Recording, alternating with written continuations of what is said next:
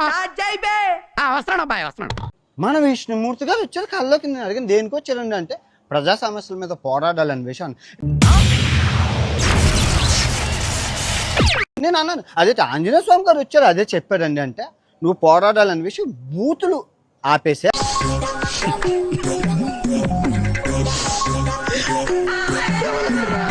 అన్నారు. నేను అన్నాను విష్ణుమూర్తి గారు మీ మీద ప్రమాణకం చేసి చెప్తాను నేను బూతులు ఆడను అన్నారు.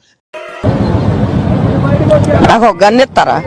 ఎందుకు కాల్ చేసి అన్నమని జైలుకి వెళ్ళిపోతా. నాకు గన్ను ఇస్తారా? నేను అన్నాను ఎందుకంటే నేనే ప్రజా సమస్యల మీద పోరాడాలంటే తెలుగు రాష్ట్రాల్లో దారుణమైన ప్రజా సమస్యలు ఉన్నాయి. మడ్డగుడు నీకేం నువ్వెవరికి భయపడవు. నువ్వైతేనే కరెక్ట్ అందరికీ ఎండగట్టడానికి. నీ వీడియో వచ్చిందంటే అది ఒన్నులో వెనుక పుట్టాలి, ఒన్నులో వెనుక పుట్టాలి.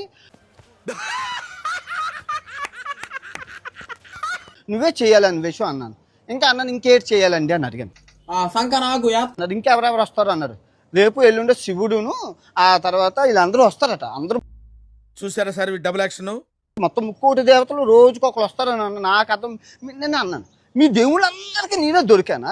ప్రపంచయాత్రకు నాన్వేషం ఒక్కడే దొరికారండి అంటే లేదు అన్వేషం అందరూ మోసం దగా కుట్ర చేసేవాళ్ళు. నువ్వు ఇప్పుడుకొచ్చి ఏ సబ్స్క్రైబర్ నైనా మోసం చేసావా? సబ్స్క్రైబర్లే ఫాలోవర్లే దేవుళ్ళు దేవుళ్ళు అంటావు. లేదు నీ అమ్మ నాకు తెక్క దింగిందంటే నీ తలకాయ పగలకట్టి పుచ్చకాయ చెప్పి అమ్మేస్తాను. కొద్దు మూసుకొని ముందు చింత బతుకు. వాళ్ళతో ఎప్పుడు వ్యాపారం చేయలేదు. అంత మంచోడివి. అచ్చచ్చచ్చ నువ్వైతేనే కరెక్టు. న్యాయం ధర్మాన్ని 4 పాదాల మీద నువ్వు నించోబెడతావు అని చెప్పాడు. అలాగే అన్నాను ఇంకేం చేయాలంటే స్త్రీలకు అండగా ఉండమన్నారు. అయిపోయింది అంతా అయిపోయింది.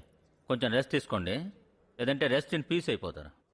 ఆడవాళ్ళ సమస్యల మీద పోరాడమన్నారు. ఆడవాళ్ళతో ఉండమన్నారు. ఆడవాళ్ళని రక్షించమని అన్నారు. ఓకే ఇంక నుంచి ఇదే పని మీద ఉంటాను. ట్రావెలింగ్ ఇది ఇంతమంది దేవుళ్ళు వచ్చి ట్రావెలింగ్ ఆపు అంటే ట్రావెలింగ్ చేస్తే ఏదైనా అవుతుంది. ఇంట్లో కూర్చొని ప్రజా సమస్యల మీద పోరాడతానని విష్ణుమూర్తి మీద ప్రమాణకం చేసి చెప్తున్నాను. ఆయన బూతులు ఆడద్దు అన్నారు కాబట్టి ఆయన మీద ప్రమాణకం చేసి చెప్తున్నాను. ఇంక బూతే ఆడను.